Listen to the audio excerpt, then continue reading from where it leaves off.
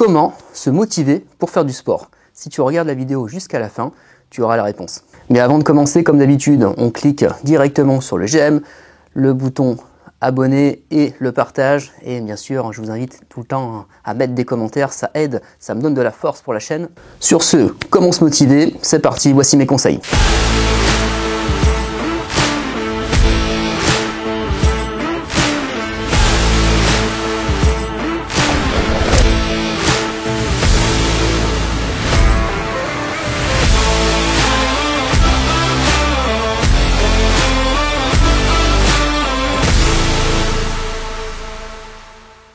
J'en profite également pour vous souhaiter une bonne année. J'espère que ça va bien se passer pour vous et que vous allez réussir tous les objectifs que vous vous êtes fixés. En parlant d'objectifs, souvent, au mois de janvier, on part sur des résolutions. Et en fait, moi, j'aime pas ce terme résolution parce que c'est comme un régime. En fait, il y a un début, une fin. Et les résolutions sont rarement tenues, comme tu as peut-être déjà remarqué. Et en fait, on en revient au principe de motivation qui, pour moi, est un faux problème. Pourquoi je dis ça ? Je suis tombé la semaine dernière sur un schéma, sur un compte Instagram de Michael Gundil, qui est un auteur français sur la musculation, et il a publié ce schéma, et qui résume bien en fait ce qu'est la motivation et ce qu'est la discipline. Donc, en prenant conscience de ce schéma, la motivation, c'est quelque chose qui s'en va, ça vient, s'en va, ça vient. C'est pas du tout linéaire, c'est souvent lié à un contexte. La nouvelle année, la rentrée, après les vacances, avant les vacances. Il y a toujours ces moments-là où on va se motiver parce qu'il faut faire quelque chose pour son physique ou pour son travail, son développement dans sa vie. Et la motivation, en fait, finalement, n'est jamais constante, pardon. Et ce qui fait que, à un moment donné, vu que quand elle baisse, on arrête ses activités, on arrête ses résolutions, on arrête son sport. Donc en fait, il faut vraiment penser complètement différemment par rapport à tout ça et ne pas se focaliser sur la motivation, ne pas se dire j'attends d'être motivé pour faire du sport. Parce qu'en fait, la motivation ne viendra pas ou quasiment pas. Et il faut plutôt se concentrer sur vraiment l'élément clé qui est la discipline. Discipline, c'est quelque chose qu'on apprend quand on est enfant. On prend un exemple. Quand on était enfant, ta mère elle te disait lave-toi les dents le matin, lave-toi les dents le soir. Et tant que tu n'as pas lavé tes dents, tu vas pas aller te coucher ou tu pourras pas avoir accès à ta tablette ou autre. Enfin, quoi qu'à l'époque, nous, on n'avait pas de tablette. Bref, tu m'as compris. Donc, c'est devenu après une habitude. Et tous les jours, tu te lèves, tu te laves les dents. Le soir, tu te couches, tu te laves les dents. Tu le fais, parce qu'il faut le faire. Là. Tu ne te poses pas la question de savoir est-ce que je vais me laver les dents ce soir ou pas, j'ai la flemme. Tu le fais, en fait. Et c'est toujours le même geste répétitif qui est pas fatigant, mais qui est chiant, qui prend 2 minutes. Mais il faut le faire pour avoir des belles dents, avoir une bonne haleine. Donc c'est quelque chose qui est ancré, qu'on nous a appris en étant enfant, et que c'est devenu une habitude, comme se laver, comme aller se nourrir, etc. Donc la discipline, ça va être la même chose pour la partie sportive. En fait, il faut s'imposer des créneaux sportifs, et c'est comme ça. Ces créneaux-là, je les ai décidés. Je suis signé un accord avec moi-même, j'ai décidé que je faisais le sport tel jour, telle activité tel jour, et je m'y tiens. Et il faut se focaliser uniquement sur ce qu'on a dit qu'on allait faire, et se l'imposer comme une discipline, sauf que forcément ce sera plus difficile que le principe de se laver les dents. Pourquoi ? Souvent en France, on n'est pas éduqué dans le sport quand on est petit, on fait 2 heures de sport à l'école, et encore quand il fait beau, quand la salle est disponible, quand le gamin est pas malade, ce qui fait que finalement le sport on n'en fait pas beaucoup quand on est enfant. Et je sais bien de quoi je parle, j'ai un gamin de 10 ans, j'ai du mal à le mettre au sport, mais à l'école ils en font pas souvent, et il est plus intéressé par le jeu vidéo, la tablette. Et alors que dans certains pays, on fait du sport soit tous les après-midi, soit tous les matins, et c'est quelque chose qui fait partie des habitudes, parce que c'est une hygiène de vie et que ça devient aussi logique à nouveau que se laver les dents. Après tu vas me dire ouais mais toi c'est facile de dire ça, t'es motivé, t'es coach, tu fais c'est ton boulot donc c'est normal que toi tu aies tout le temps envie de faire du sport. En fait c'est pareil, le soir en fait moi je me lève, il est 6 heures, je fais mon entraînement, mes coachings, après j'ai une pause à 17 heures, je prends ma collation et après il faut que je reparte à mon studio faire 2 heures d'entraînement avec 2 groupes d'adultes. Il y a des fois, je suis chez moi, je suis en train de boire mon chocolat chaud et je suis dans le canapé. Il faut que je parte de chez moi dans le noir, dans le froid, pour aller coacher pendant 2 heures, donner de l'énergie aux gens. Et il y a des fois, j'ai pas la motivation. J'ai pas la motivation, mais j'ai une discipline. J'ai une discipline où je sais que je dois y aller à ces heures-là, il faut que j'y aille, c'est comme ça. Et les gens, ils m'attendent aussi. Donc ça va être un élément intéressant pour se mettre une discipline. Ça peut être bien aussi de le faire avec quelqu'un qui est dans le même état d'esprit que nous. C'est-à-dire, on a décidé qu'on allait au sport 3 fois par semaine ensemble, on s'y tient. Après, c'est toujours difficile de trouver un bon binôme parce qu'il y en a toujours un qui est plus motivé que l'autre. Mais ça peut être également une piste à étudier quand on a du mal à se motiver. Oui, la discipline, j'ai compris. La motivation, ok, ça va, ça vient, donc discipline, mais moi, j'ai pas le temps. C'est souvent ce qu'on me dit quand on abandonne ou quand les gens prennent un coaching avec moi, ils me disent, bah, j'ai pas le temps, je sais pas comment m'organiser. En fait, souvent, ils perdent du temps dans l'organisation de la journée. C'est-à-dire que dans les gens que j'entraîne, j'ai des gens qui sont dans les affaires, qui sont très haut placés au niveau business et qui signent des contrats à droite à gauche partout dans le monde et qui finalement arrivent quand même à faire leurs 3 séances de sport par semaine. Alors quand je pose la question à ces personnes-là, ils me disent en fait c'est une question d'organisation.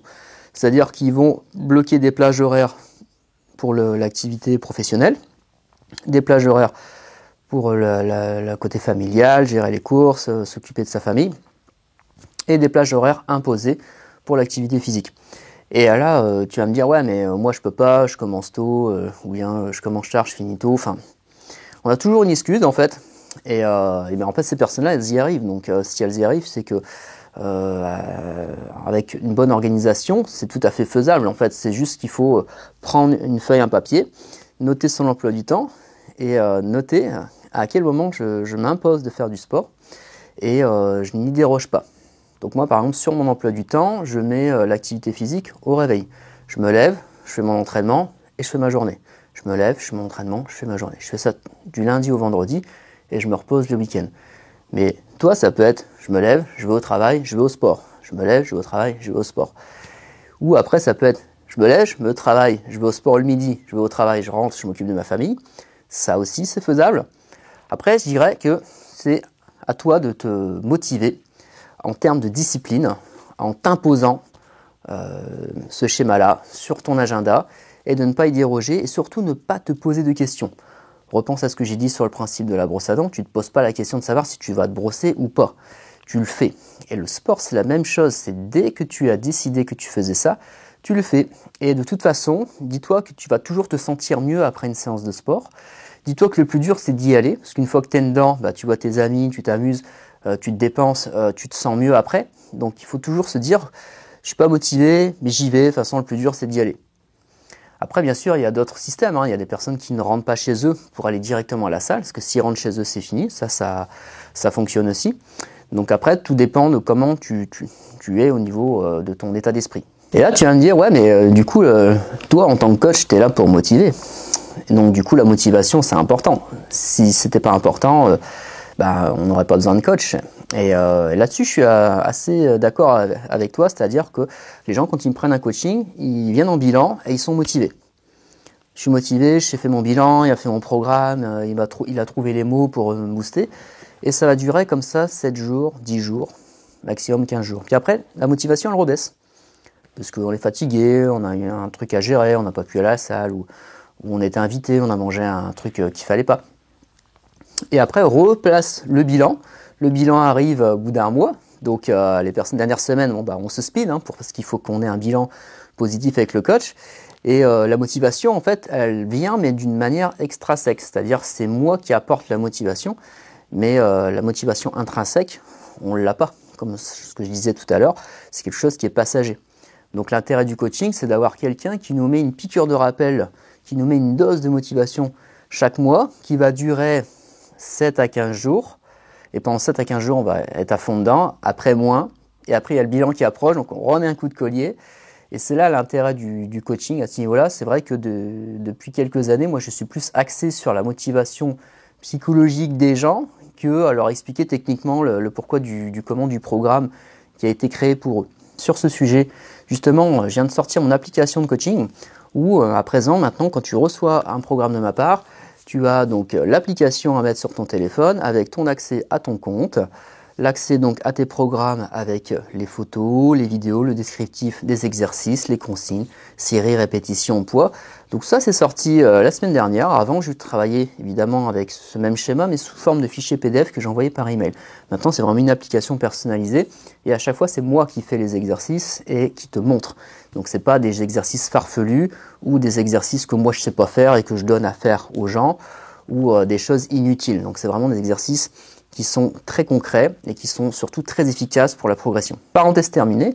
Donc pour conclure sur cette vidéo, donc je rappelle, ne comptez pas sur la motivation, mais plutôt sur la discipline.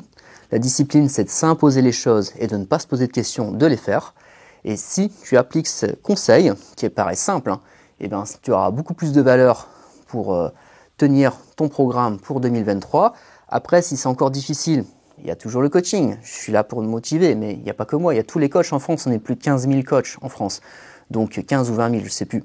Donc il y a de quoi faire. Donc si tu as besoin de motivation, prends un coach qui va t'amener cette motivation extérieure, sachant que le but du coaching, c'est à chaque fois d'amener les gens vers une autonomie. C'est-à-dire, ok, je te motive, tu progresses, je te motive, tu progresses, tu arrives à ton objectif. Maintenant, tu as acquis une discipline pour le faire par toi-même. C'est comme ça que moi je vois les choses en coaching.